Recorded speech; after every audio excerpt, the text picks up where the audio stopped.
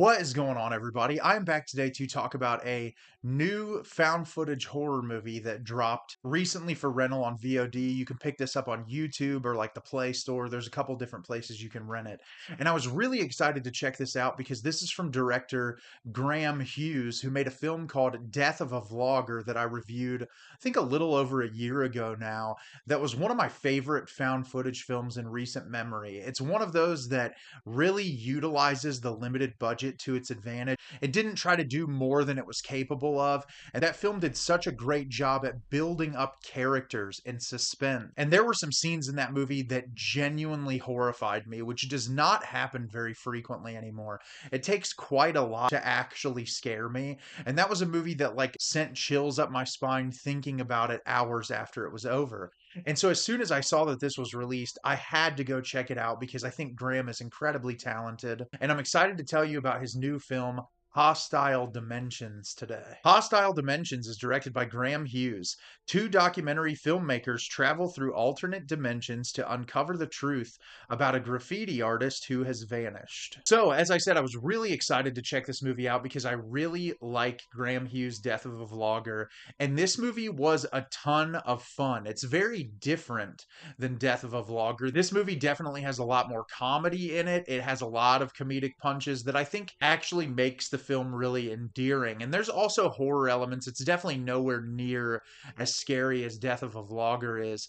But this movie was very charming, and the character writing in it was really great, and it made it very easy to invest yourself into. And I'm really excited to tell you about this movie today. So at the beginning of the film, we are introduced to Sam and Ash, who are two documentary filmmakers that recently made this project that didn't do very well. And they're doing some research online, and they find this video of these two graffiti artists who are at this abandoned building doing graffiti art. They found this random door in the middle of this building. When they opened the door, they saw some creature inside of it, and Emily, the graffiti artist that was featured, was taken, and she's been missing for 5 or 6 months, somewhere in that time frame.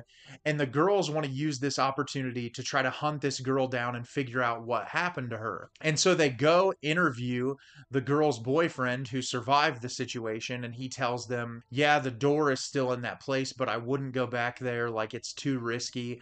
And of course, the two girls ignore what they tell them, and they go actually get this door and transport it back to their apartment. And they get back to the apartment, and neither one of them at first believes that it's real. But when they open the door, they find out it very much is real. And the entirety of the film is these two documentary filmmakers trying to figure out what happened to this girl, Emily, and how these doors operate and what force is controlling them. So, as I said, I really enjoyed this movie. I found it to be very entertaining. It's very endearing. Similarly to Death of a Vlogger, I feel like Graham Hughes, despite having a very limited budget for the films that he's making, he's able to create effective stories with really great characters that make it easy to invest yourself in. I really like the two actresses that play the documentary filmmakers. I feel like they have really fantastic chemistry, and there's a bunch of characters that are introduced. There's a college professor that they bring into the story that adds a comedic edge to the movie. There's a bunch of different characters that are incorporated, and I feel like charming is really the word that I would use to describe all of the character dynamics. I really love the story, this idea of like alternate dimensions, and what's great is there's like a sinister force and presence surrounding it, but there's also moments of wonderful comedy, like talking dogs, ridiculously giant creatures, a seemingly innocent looking panda bear mascot at like a Chuck E. Cheese type of restaurant.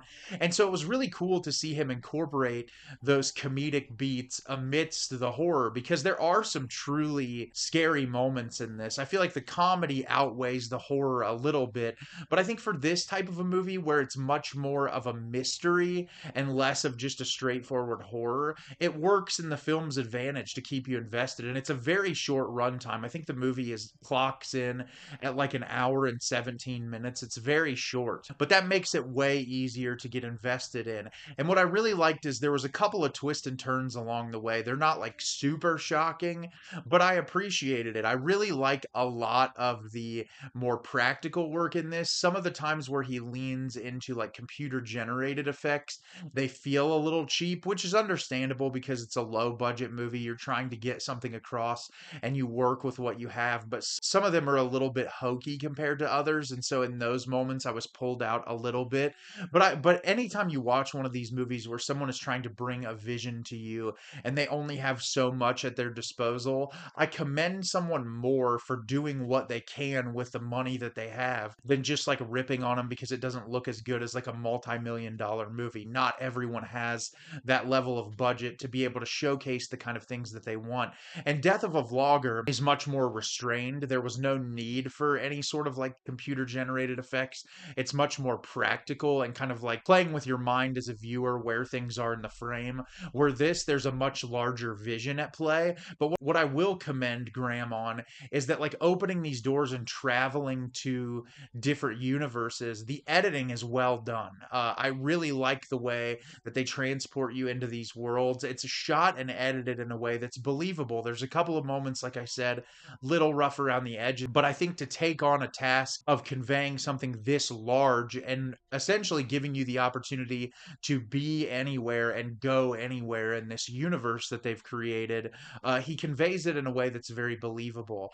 And I think that if you enjoy found footage mockumentary style films, this is a whole lot of fun. It's really entertaining. There are a couple of genuinely scary moments, but overall, I think that the cast of characters and just the where the movie goes into the third act, I think a lot of people will have fun with it. And like I said, it's available for rental. I think I paid like $6 or $7 to rent it on YouTube, and it was a really fun experience. And I'm really looking forward to whatever Graham makes in the future. So have you seen Hostile Dimensions? Did you love it? Did you hate it? Leave me a comment down below and let me know what you thought.